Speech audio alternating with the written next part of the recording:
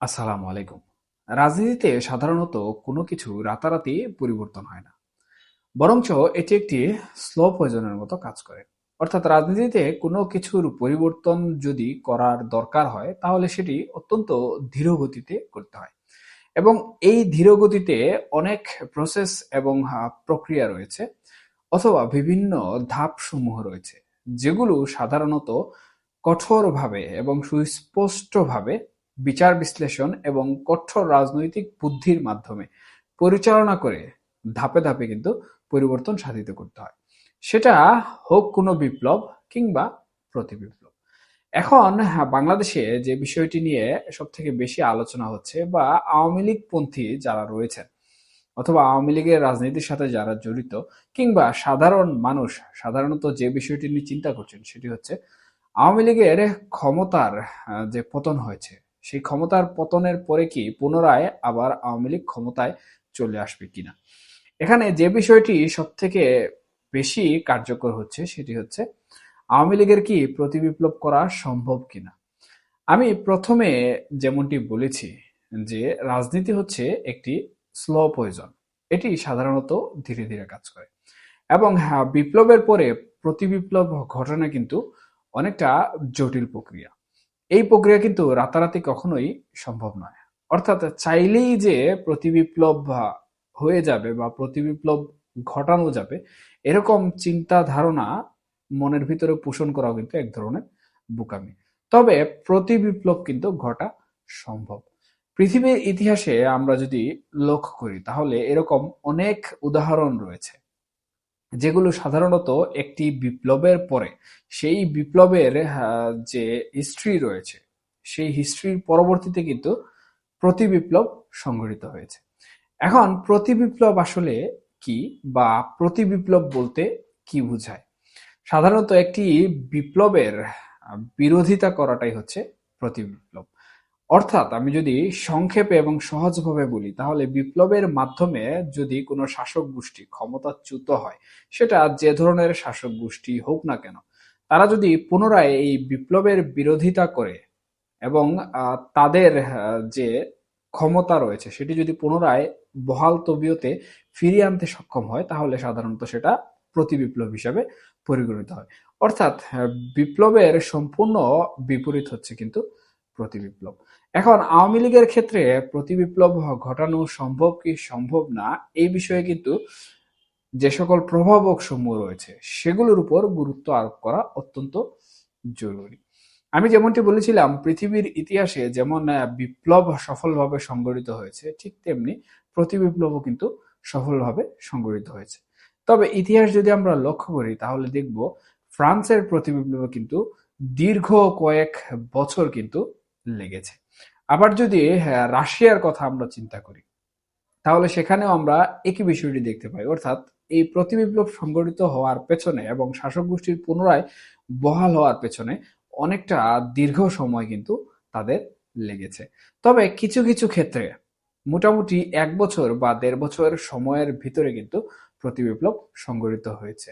যেমন চিলির কথা যদি আমরা বলি তাহলে সেখানে আমরা দেখতে পাই যে তাদের যে সমাজতান্ত্রিক প্রতিষ্ঠা হয়েছিল বিপ্লবের মাধ্যমে, সেটা কিন্তু প্রতি বিপ্লবের মাধ্যমে পুনরায় ১ বছরের মাথায় কিন্তু যে ক্ষমতাসীন ছিলেন বা যাদের পতন হয়েছিল তারা কিন্তু পুনরায় আবার ক্ষমতায় আসীন হন। এখন এই যে বিভিন্ন দেশে ইতিহাস ভিত্তিক বিভিন্ন প্রতিবিপ্লবের ঘটনা, এগুলো কিন্তু অলৌকিক নয়, আবার এগুলো রাতারাতিও কিন্তু ঘটেনি। তবে প্রতিবিপ্লব ঘটার পেছনে বেশ কিছু প্রভাবক রয়েছে।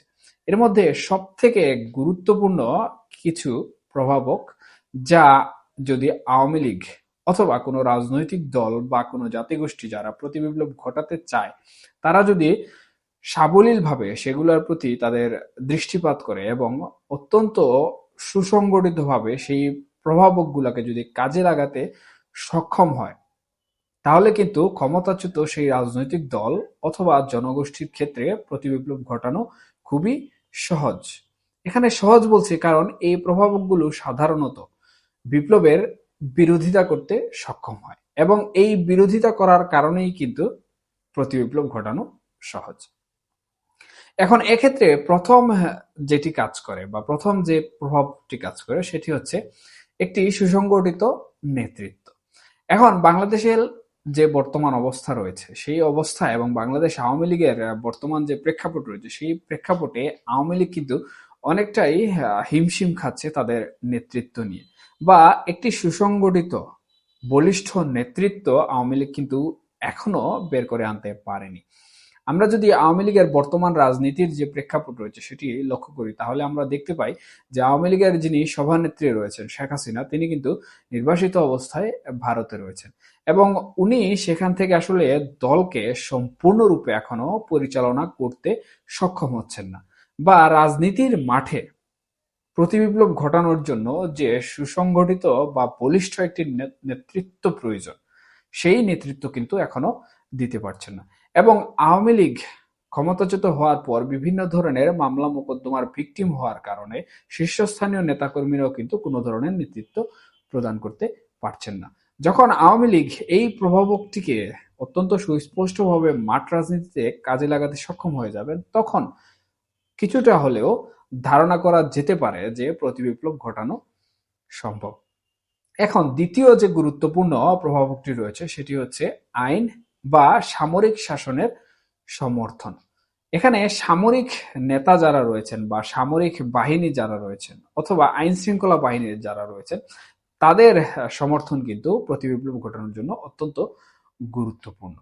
এখন বাংলাদেশের প্রেক্ষাপটে আমরা দেখতে পাচ্ছি সেনাবাহিনী থেকে শুরু করে অন্যান্য যে সকল আইন শৃঙ্খলা বাহিনী রয়েছে না তারা কিন্তু আওয়ামী লীগের পক্ষে অবস্থান নিচ্ছেন না, বরঞ্চ তারা বর্তমানে অন্তর্বর্তীকালীন সরকারের যে প্রেক্ষাপট রয়েছে সেই প্রেক্ষাপট অনুযায়ী কিন্তু কাজ করছেন। এখন আন্তর্জাতিক চাপ অথবা বাংলাদেশের অভ্যন্তরীণ রাজনীতির যদি কোনো ধরনের পট পরিবর্তন করা যায় এবং সেই সকল নিরাপত্তা বাহিনী, আইন শৃঙ্খলা বাহিনী বা সেনাবাহিনীকে যদি প্রতিবিপ্লবের প্রতি বা বাংলাদেশ আওয়ামী লীগের প্রতি সমর্থন করে যদি আনা সম্ভব হয় বা সমর্থক করে যদি আনা সম্ভব হয় তাহলে আওয়ামী লীগের এখানে প্রতিবিপ্লব ঘটানোর সম্ভাবনা ব্যাপক থাকে। এবং তৃতীয়ত এবং সব থেকে গুরুত্বপূর্ণ যে বিষয়টি রয়েছে সেটি হচ্ছে বিপ্লবের যে বিষয়গুলো রয়েছে সেই বিশ্বাসটাকে খণ্ড খণ্ডভাবে বিভক্ত করে দেয় এবং যারা বিপ্লবের সাথে জড়িত তাদেরকে বিভক্ত করে দেয়। এখন বাংলাদেশের প্রেক্ষাপটে কিন্তু আমরা খুব স্বাভাবিকভাবে এই জিনিসটি দেখতে পাচ্ছি যে যারা বিপ্লব করেছিল বা এই অভ্যুত্থান সংঘটিত করেছিল তাদের মধ্যে কিন্তু এক ধরনের ঐক্যের ফাটল তৈরি হয়েছে এবং তাদের মতাদর্শের কারণে তারা কিন্তু বিভিন্ন দলে বিভক্ত হচ্ছে। এছাড়াও আরেকটি যে বিষয় সেটি সাধারণত এই বিপ্লব সম্পর্কে জনমত বা জনগণের মধ্যে যে বিষয়টি রয়েছে, অর্থাৎ জনগণ ভালো নেই বা জনগণ বর্তমানে খারাপ অবস্থায় রয়েছে এই বিপ্লবের দ্বারা, সেটি এখন বাস্তবায়িত হচ্ছে। এবং এই যে জনমত বা জনগণকে বোঝানো যে এই বিপ্লবের প্রভাবে জনগণ খারাপ অবস্থার দিকে যাচ্ছে, তখন জনগণ সাধারণত তাদের যে জনমত রয়েছে সেই জনমতকে কিন্তু পূর্বের যে শাসন ব্যবস্থা ছিল সেই শাসন ব্যবস্থাতে ফিরে যাওয়ার ইচ্ছা বাসনা পোষণ করে এবং তাদের এই ইচ্ছা বাসনা যত বেশি পোষণ করা সম্ভব হবে বা সেই জনগোষ্ঠী অর্থাৎ ক্ষমতাচ্যুত জনগোষ্ঠীর যত বেশি এই জনমত সংগ্রহ করতে সক্ষম হবে এবং বিপ্লবীদের বিরুদ্ধে তাদের অবস্থান দাঁড় করাতে পারবে, তখন কিন্তু প্রতিবিপ্লবের সম্ভাবনা সব থেকে বেশি থাকে। এখন বাংলাদেশের প্রেক্ষাপটে কিন্তু অর্থনীতি থেকে শুরু করে সাধারণ জনগণের বর্তমান অবস্থা যদি আমরা লক্ষ্য করি তাহলে কিন্তু জনমত পূর্বের শাসনামলের দিকে কিন্তু ফিরে যাচ্ছে এবং এই যে জনমত বা সাধারণ জনগণের বিপ্লব বিরোধী যে মনোভাব বা বিপ্লবের প্রতি যে অসন্তুষ্টি, এটি কিন্তু প্রতি বিপ্লবের জন্য অত্যন্ত গুরুত্বপূর্ণ এবং এই বিষয়টি কাজে লাগাতে পারলে কিন্তু আওয়ামী লীগ এক্ষেত্রে অনেকটাই লাভবান হতে পারে বা প্রতি বিপ্লবের সম্ভাবনা রাখে। এখন সব থেকে গুরুত্বপূর্ণ যে বিষয়টি রয়েছে সেটি হচ্ছে বিদেশি বা আন্তর্জাতিক শক্তির প্রভাব। আমরা যদি ইতিহাস লক্ষ্য করি তাহলে এরকম অনেক প্রতিবিপ্লবের হিস্ট্রি রয়েছে যেগুলো সাধারণত আন্তর্জাতিক বিভিন্ন রাজনীতির প্রভাবে কিন্তু সংঘটিত হয়েছে। সুতরাং প্রতিবিপ্লব ঘটানোর জন্য আওয়ামী লীগ তাদের যে আন্তর্জাতিক রাজনীতির চাপ রয়েছে বা আন্তর্জাতিকভাবে রাজনৈতিক মাঠে যে ধরনের কূটকৌশল খেলা প্রয়োজন বা যে সকল কূটকৌশল অবলম্বন করা প্রয়োজন সেগুলো যদি করতে পারে এবং সেভাবে আন্তর্জাতিক রাজনীতির প্রভাব বিস্তার করতে পারে বিপ্লবী সরকার অথবা যারা বিপ্লব ঘটিয়েছে তাদের উপর, তাহলে কিন্তু অনায়াসে বা সুসম্পূর্ণভাবে আওয়ামী লীগ কিন্তু তাদের প্রতি বিপ্লবের রাস্তা অনেকটাই ফাঁকা করতে পারে।